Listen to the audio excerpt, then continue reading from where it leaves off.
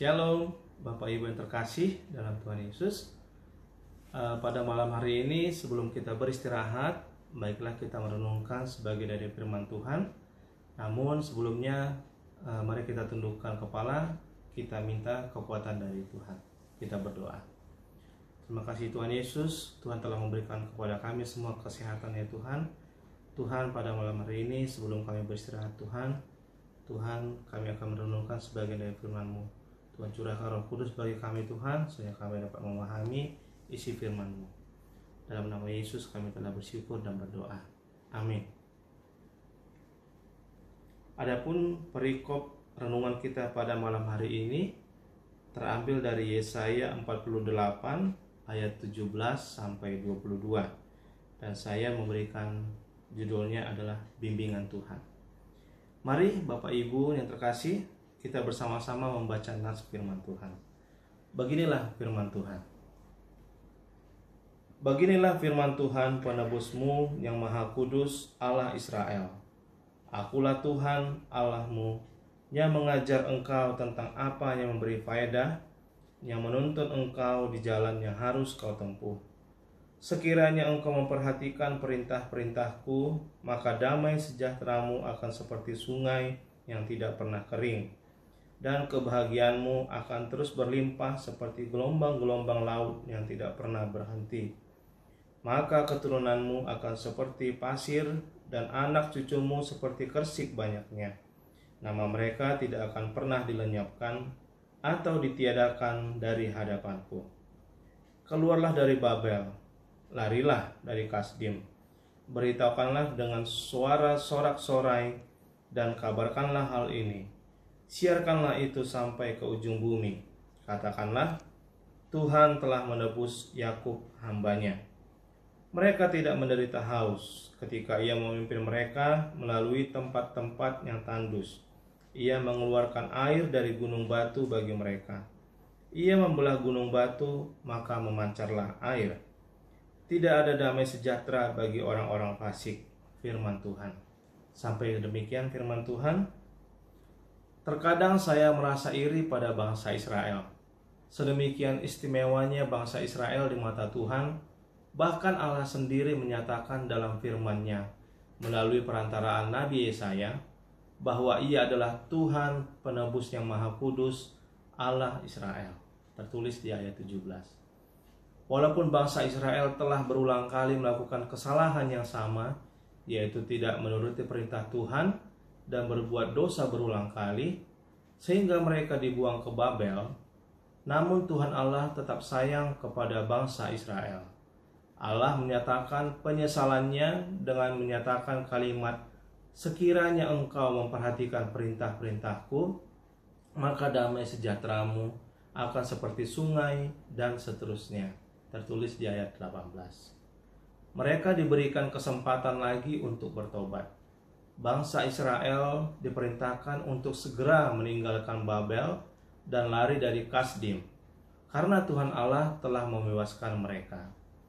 Bahkan mereka boleh keluar dari Babel dengan sukacita dan bersorak-sorai, menyatakan kebebasan mereka ke seluruh penjuru bumi. Mereka harus memberitakan kabar penebusan ini ke seluruh penjuru bumi.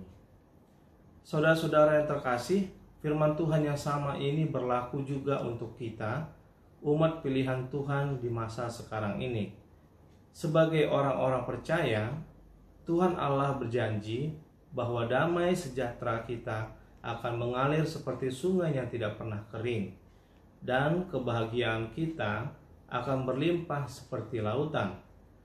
Di saat-saat kita merasakan beban hidup yang begitu berat menghimpit, tekanan yang seolah-olah berasal dari segala penjuru mendesak kita, percayalah bahwa Tuhan Yesus akan memampukan kita menghadapi permasalahan tersebut jika kita selalu mentaati firman Tuhan.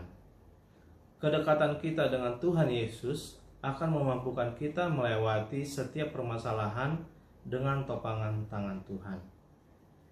Di penghujung tahun ini, mari Bapak Ibu yang terkasih, kita introspeksi diri kembali. Sudah sedekat apa hubungan kita dengan Tuhan? Adakah kita selalu mengandalkan Tuhan dalam hidup kita? Atau kita lebih sering mengandalkan kekuatan kita sendiri?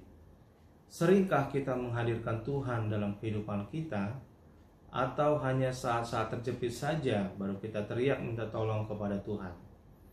Mari kita pelihara hidup kudus kita dengan Tuhan, agar kita selalu diberkati Tuhan dan dipelihara, bahkan sampai keturunan kita yang seterusnya, berkat itu mengalir tak hentinya. Jika kita mengandalkan kekuatan kita sendiri atau mengandalkan orang lain, maka semua itu akan terbatas. Namun, jika kita mengandalkan Tuhan Yesus, maka tidak ada yang mustahil baginya. Ketika Tuhan yang memimpin kita melewati permasalahan yang ada, Dia tidak akan membiarkan kita sampai tidak berdaya. Tuhan pasti memampukan kita dalam menghadapinya. Permasalahan rumah tangga boleh saja menimpa kita, sakit penyakit datang silih berganti, kesulitan ekonomi menghampiri kita, bahkan duka karena kehilangan orang yang kita kasihi menimpa kita. Namun ingatlah bahwa firman Tuhan adalah ya dan amin. Tuhan Yesus akan mendampingi kita melalui tuntunan Roh Kudus dalam melewati itu semua. Jika kita mempunyai hubungan yang sangat dekat dengan Tuhan Yesus, maka ketika masalah yang besar menimpa kita, kita bisa dengan yakin dan percaya, hei, masalahku memang besar, tetapi aku punya Allah Bapa yang jauh lebih besar dari semua masalahku ini. Kiranya kita semua berkenan di hadapan Tuhan Yesus dan menjadi anggota keluarga kerajaan Allah. Amin. Demikianlah renungan kita pada malam hari ini. Mari kita minta jamahan Roh Kudus untuk melengkapi pengertian kita akan firman ini. Mari kita berdoa. Terima kasih Tuhan Yesus atas firman-Mu pada malam hari ini Tuhan.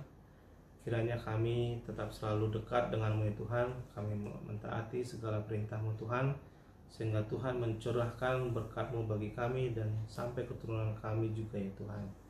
Tuhan berkati kami Tuhan, berikan kami napas kehidupan sehingga kami dapat dalam semangat pada pagi hari nanti ya Tuhan, melaksanakan segala aktivitas kami.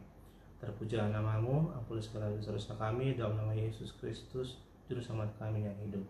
Amin. Shalom Bapak Ibu yang terkasih, Horas.